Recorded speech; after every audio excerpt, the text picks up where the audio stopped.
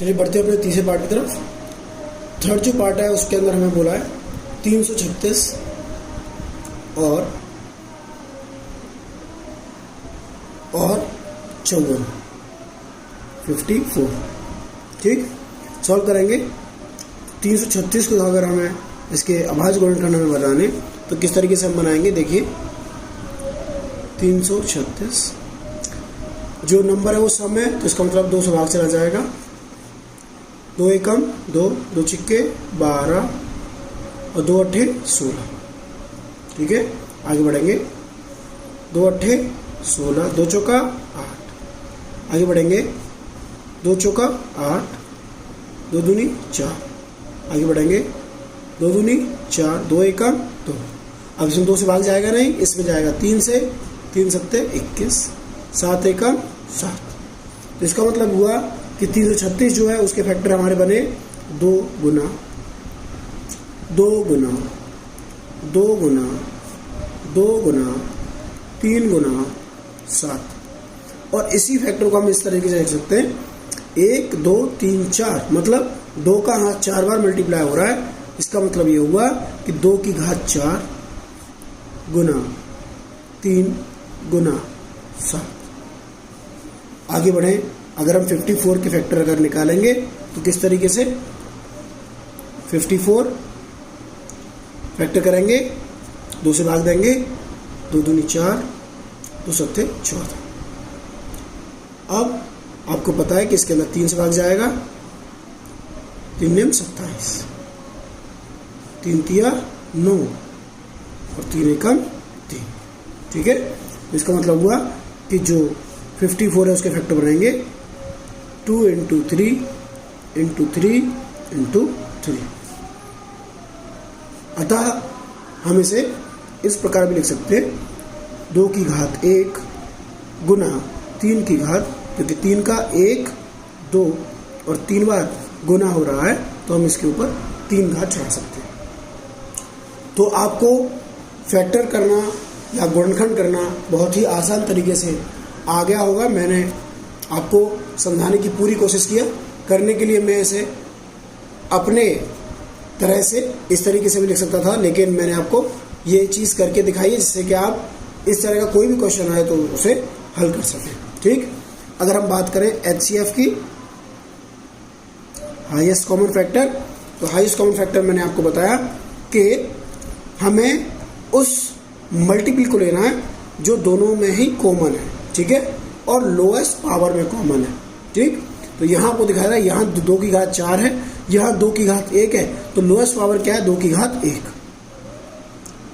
ठीक है, यहाँ 3 की घात 1 है और यहाँ 3 की घात 3 है, तो यहाँ लोएस्ट पावर क्या है 3 की घात 1।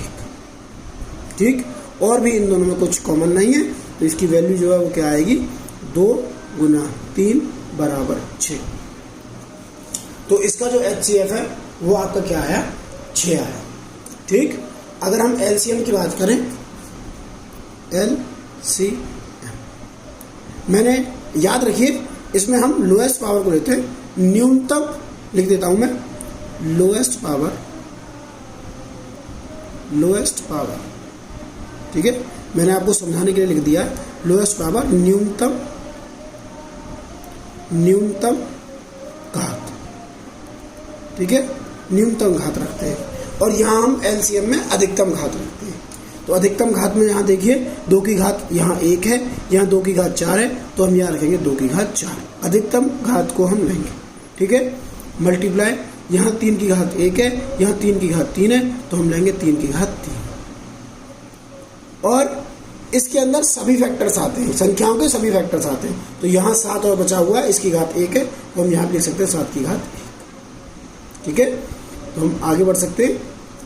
अब आपको पता है कि 2 की घात 4 का मतलब क्या होता है 2 दूनी 4 दूनी 8 दूनी 16, और 3 की घात 3 का मतलब होता है 3 का 3 बार बढ़ 3 3 होती 27 गुना 7। जब आप इसे हल करेंगे तो 16 गुना 27 गुना 7 जो है वो आपको हल देगा 3024।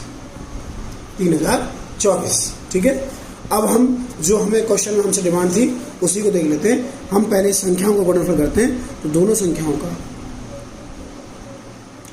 दोनों संख्याओं का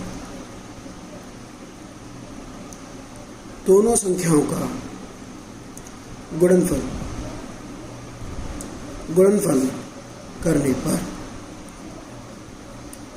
दोनों संख्या गुणनफल करने पर हमें क्या मिलेगा, क्या प्राप्त होगा, 336 गुना 54, 336 गुना 54।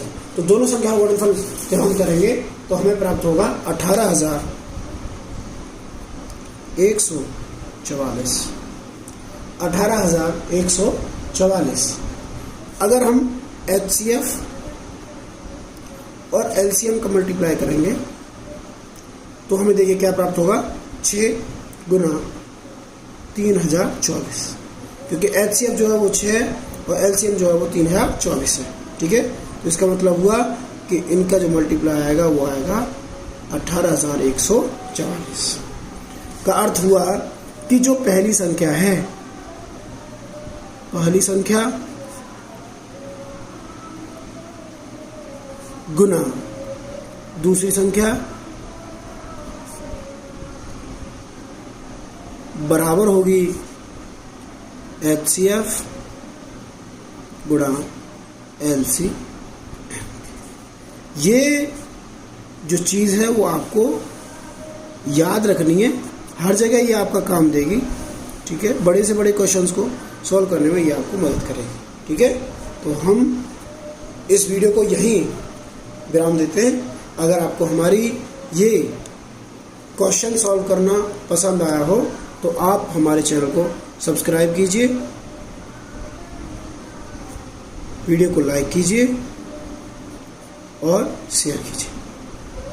बहुत बहुत धन्यवाद।